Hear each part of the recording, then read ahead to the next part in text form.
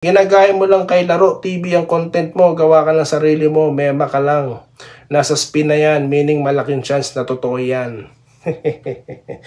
Well, alam mo, yan ang sinasabi ko no. Kinukumpara nyo ako sa kahit sinong channel. Unang-una ha, hindi ako chismoso. Okay? Pangalawa, ito ang channel na hindi pumipick up na mga katagang harvest. Okay? Hindi ko yan pinipick up, okay? Hindi ko ginagamit yan. Abangan nyo ako abangan nyo ang balita ng mga legit sources. Hindi galing source. If you're going to compare me to any vlogger, wala po maikukumpara sa akin. Nag-iisa lang ang Doy TV Sports, correction. At binabangga ko ang mga chismoso, okay? Ang mga fake news vloggers, no? Okay? Kung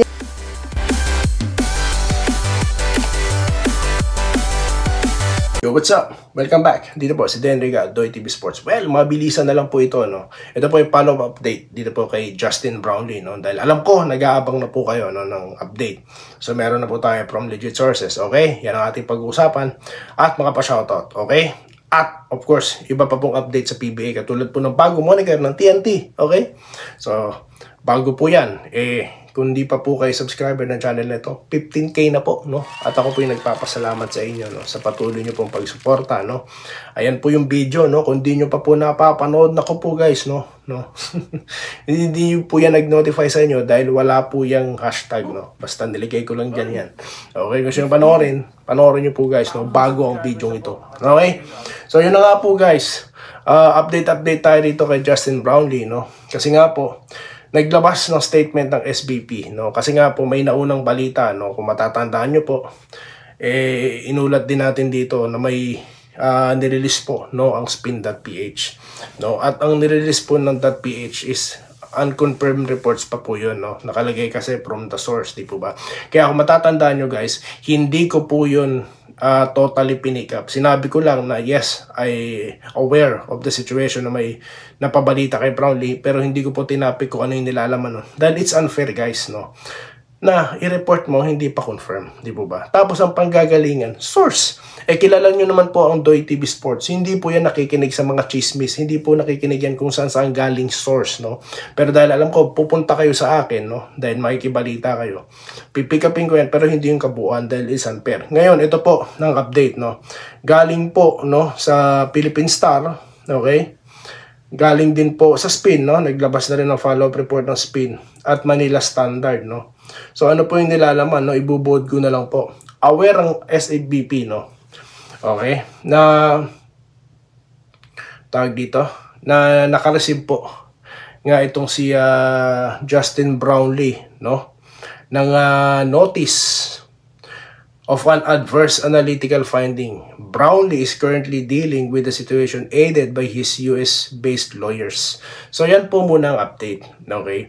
So, aware po sila sa sitwasyon ni Brownlee. At, yun na nga po, inaasikaso na ni Brownlee yan, inaayos niyan with his lawyers. Ibig sabihin, may confirmation pa po dyan. No? Kung talagang illegal substance, no? At sa matter of fact, wala pa po ito.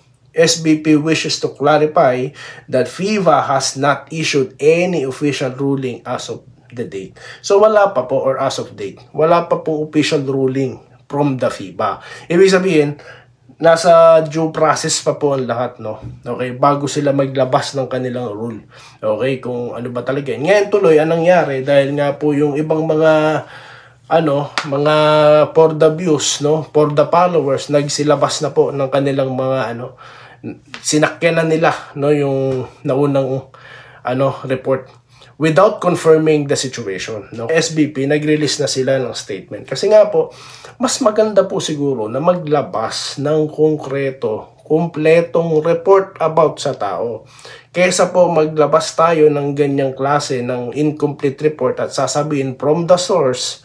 Kaya tuloy nagbibigay ng mga kung ano naman po, no, ang mamumuuna naman sa isip po ng ating mga fans, no? Bakit pa kasi nilabas kagad yan, di pa naman confirm? Ano ba yan? Para sikat dahil na unang naglabas?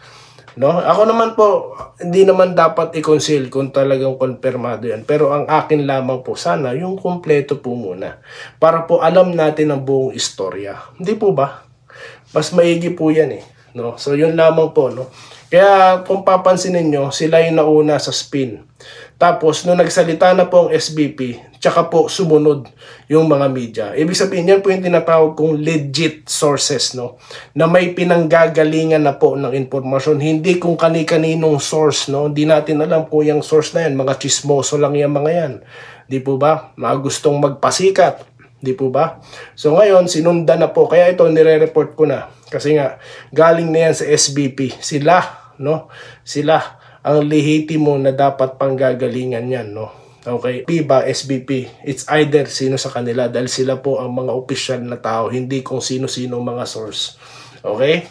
Again, uulit-ulitin ko, pinick up ko po yan, pero hindi ko sinabi kung ano yung kabuuan ng sinulat sa spin.ph. Ang nilagay ko lang update at magkakalap po tayo ng karagdagang impormasyon katulad nito. So, yan po ang mapapanood nyo sa Doy TV Sports, no? Hindi po kung kani-kanino. Sa mga nagsasabi po, kinukumpara tayo, no? Sa ibang mga channel, nagkakamali po kayo. Dahil di bali nang wala akong mai-content, wag lamang po akong gumawa ng kwento. Mga chismis, hindi po uso sa akin yan. Okay? So, yan po ang update. At, ito pa po, bago tayo magpa-shoutout, update tayo dito sa PBA no, na magbubukas na All Filipino Cup. Aba, magtatangka ha. Ito pong TNT na maging pangalawa ha, na makakuha ng Grand Slam. Nako, good luck sa TNT ha. At sila po'y nagpalit no, ng kanilang moniker. Okay? From Tropang Giga, sila po ngayon ay Tropang 5G na. Pa, malupit yan guys, no? So, hindi na tayo masusurpresa dyan dahil nagpalit na sila maraming beses na. Mobiline Cellular, Mobiline Phone Pulse, Tropang Giga, Tropang Texters. Ngayon naman, Tropang 5G. Dahil 5G na po ang connection ng internet ngayon, no? Latest. Okay, so good luck, no? Sa mga taga-tropa natin dyan, no? Tropa-tropa tayo, ha? Wala pang laban ng Ginebra. Okay, nag-good luck po si Doy TV. Okay, shoutout po tayo, ha? Dito po tayo sa ating huling content, guys. Maraming salamat po sa mga nag-comment, guys. Okay? Okay. Marami po tayong babasahin dito. Sir Archie Makirang, 1984 Gilbis Gin hanggang Ginebra. Ngayon ako dugong Ginebra. Shoutout po sa iyo. Dorotea Del Rosario, no? Good morning. Shoutout po. Basta ako Ginebra, manalo matalo. Sabi po ni Bon Ryan Cantor. Pinoy Tech, TNT here. Magandang laban. Nag-OT pa. Congrats sa Gin. For a good game, no? Congrats sa lahat, no? Mga fans. Nakasaksi kayo ng napakaganda, napakadrama, no? Na serye. Okay? Okay, Luz Beminda Santiago, marami pang conference. Better luck next time. Tama naman po yan. Tuloy-tuloy lang po, no? Nanonood tayo since Jaworski era hanggang ngayon. Ibig sabihin, marami pang laro, guys, no? Okay, Julio Cesar La Peña, no? Solid, no? From Chicago. Shoutout po sir, mga taga Chicago, ha? Danny Claro, sa All Filipino daw po, magkakampyon, no? Susubukan nilang subukan. Susubukan nilang tangkain na pigilan ng TNT. Okay, yan po yung magandang laban, no? Magsisimula po ang kampanya ng TNT, ha? Sa, sa 28, una yata nilang makakalaban is NLEX. Wow! No, gandang laban yan. Dito tayo kay Cynthia Kane, no? Manalo matalo, Ginebra pa rin. Good morning, Idol. Shoutout po, no, from Caloocan City. Ompong Raposa, shoutout sa'yo. All Filipino, wala akong masabi pa rin. Number 1, Orlando Velasco. Okay, dito tayo kay Nestor Villaflores. Nagpapa-shoutout, no, from Victoria, Laguna. Shoutout po, sir. Okay. Armans Valeriano, no? Una sa lahat, Philippine Cup. Sa totoo lang, pinakamalakas daw po ang barangay. Sila po nagsasabi, ha? Although I agree.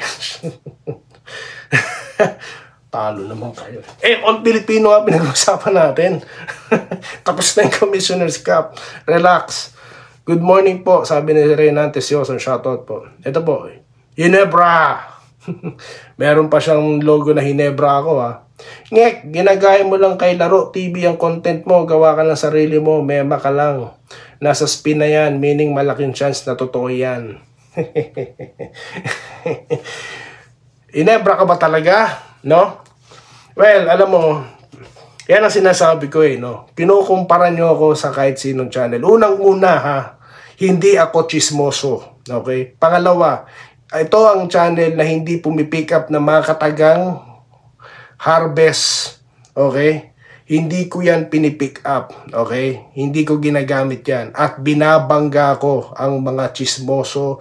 Okay? Ang mga fake news vloggers. No? Okay? Kung yan ang napapanood nyo sa kanila at di nyo napapanood sa akin, so yan ang diferensya. No? Ako po hindi nila magagaya dahil ito lang ang channel na bumabangga no, sa mga ganyan. Sinabi ko na yan at yan po ang dahilan kung bakit dumarami ang subscribers dito. Okay? Dito tayo kay Scammy. Gaya-gaya daw tayo. Siguro mga fans kayo ni Laro TV at nandito kayo sa akin. No? Kayo lang naman dalawa, linike nyo pa yata mga sarili nyo.